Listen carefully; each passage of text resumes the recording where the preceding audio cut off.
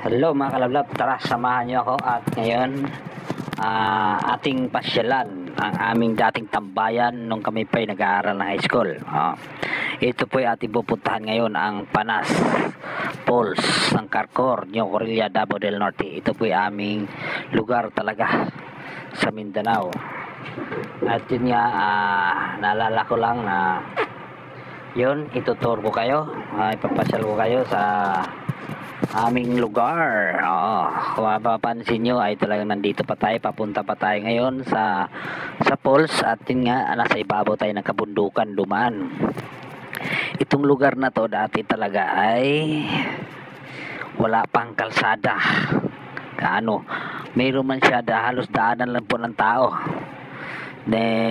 Pero talagang nararating namin yan dahil siyempre alam niyo naman ang sa mga kabataan dati, kami po ay talagang minsan ay hindi kami pumapasok sa eskwelahan at doon kami tumatambay sa Panas.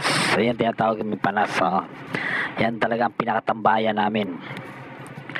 Diyan kami nagtatambay at yun nga, talaga namang talagang sure talaga na talagang masaya ka, pero kaya lang di nga talaga may iwasan kinabukasan pagpasok mo sa school ay alam mo naman ay talagang mayroong mga magsusumbong. Yung mga nagsusumbong ay talagang mga klase o di kaya nung mga nakakaalam sa ating mga lakad. Minsan di may iwasan, may ayat yan, nandito na tayo at yun nga, pinakita natin yung video pala. Yan, diba? Nakikita nyo naman siguro yan ay talagang yan na, ayan na, diba?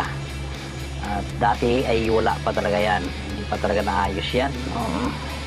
At siyempre tututusin talagang kulang pa, hindi pa gaano na develop to. Pero kahit pa paano ay nalinis-linisan na siya kasi nga siyempre ay tagal na rin siyang talagang pinupuntahan na rin siya ng mga tao. Marami na rin pumupunta dyan kasi nga po siyempre ay sikat na si Panas at nilagyan na kasi ng kalsada. Kakaroon na siya ng daanan talaga ng mga sasakyan, hindi kagaya dati ay talagang halos tao lang ang mga kadaan sa mga daanan at di talaga madadaan. Mayroong mga kadaan pero yung lang, mga single motor lang.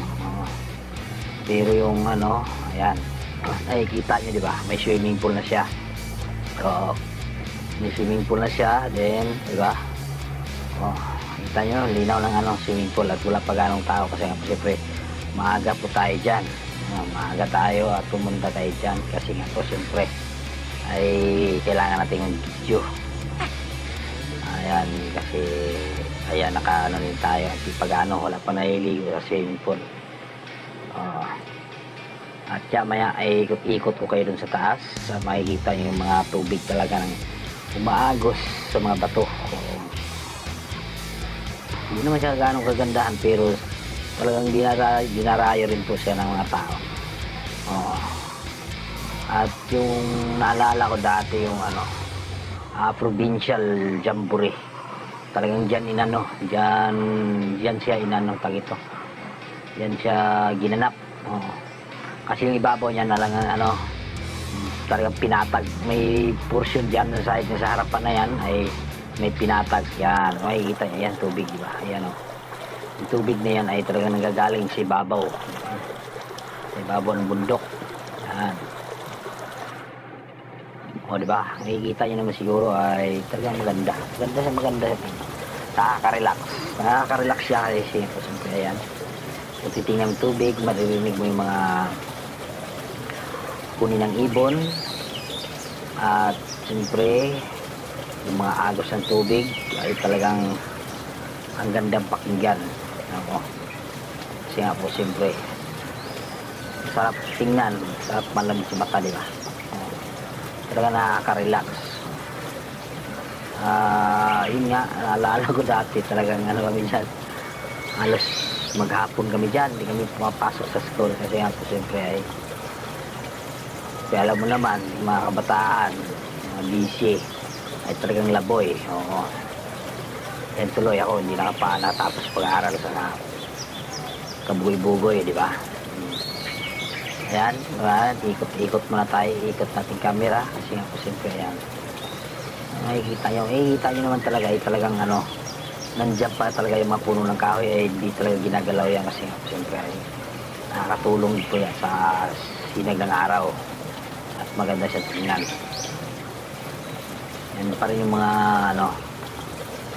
pero dati talaga ako po talagang puno ng puno ng mga dahon na laglag yung mga patay ba ay wala pa talagang tagalinis.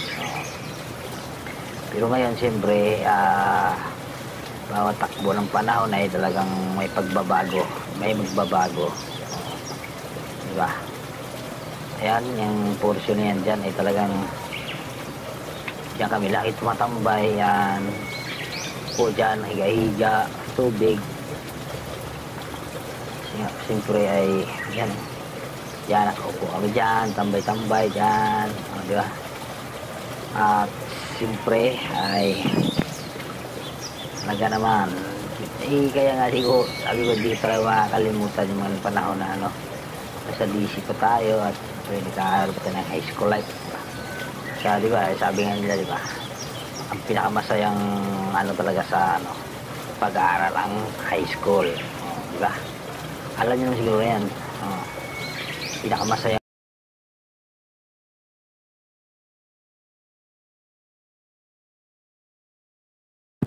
yung kalokohan, di ba? Kasi nga siyempre alam nyo naman pag sa school dyan talaga, yan makikita nyo, di ba? Ang gandang tingnan kasi nga po siyempre yan talaga nasa bundok at sa kagubatan, nasa gitna ng kagubatan po ang puros na yan. Ay talagang enjoy. Ayan. Sige, panoorin nyo muna at sundan kasi ako po